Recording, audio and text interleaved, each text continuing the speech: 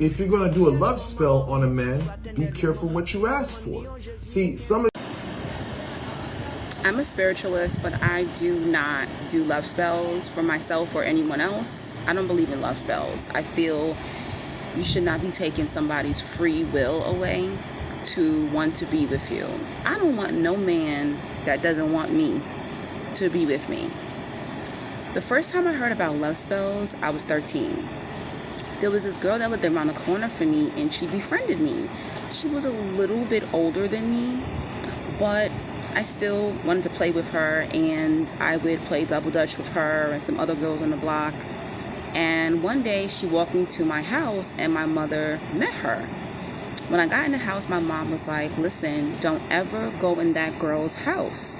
And I was just like, why, Mom? Like, why? And she was like, I don't want to tell you, but don't ever go into that girl's house.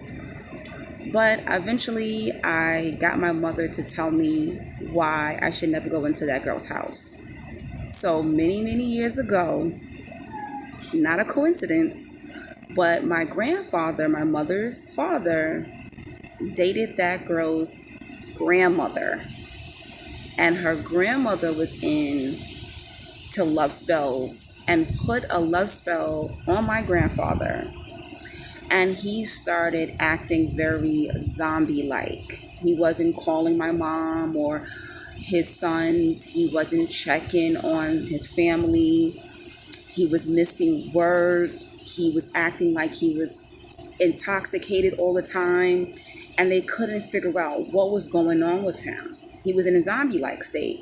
So one day my mom said she goes over to the house, and no one's in the house, but the door is unlocked. She goes into the house, she goes upstairs, and something told my mother to lift up the mattress. And when she lifted up the mattress, she saw a pentagram in chalk written on the floor underneath the mattress.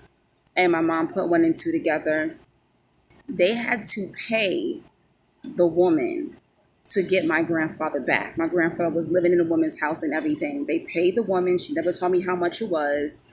The woman took the money, and she took the spell off my grandfather, and he was okay after that. You have to be very careful who you're dating, who you're sleeping with, who you're involved with, who you're friends with.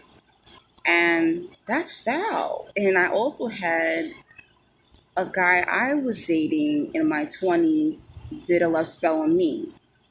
And I was going crazy.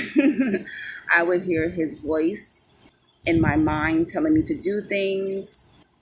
He was trying to get money out of me. He was trying to get me to cook for him. He was trying to get me to buy him things. That's basically what he did. You know, he was just a typical spiritual lame who would use magic on women to get money out of them, get them to be like his slave, pretty much his maid. And I broke free. And it's crazy how one day his own best friend said to me, you're one of the strong ones, because the other women, they usually don't get away. And I was blown away by that. Don't think that a lot of these people who are around individuals like that, they don't know who these people are. They know what they're doing. They know who they are. But go listen to that man's video, and he's telling you the repercussions of trying to do spell work on these men.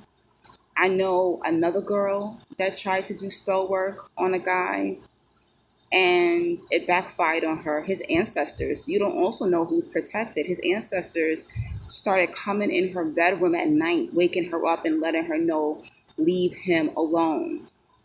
She also got pregnant by him multiple times, and each child passed away. So keep playing with that spell work. Let people love you on their own terms. It's not worth it.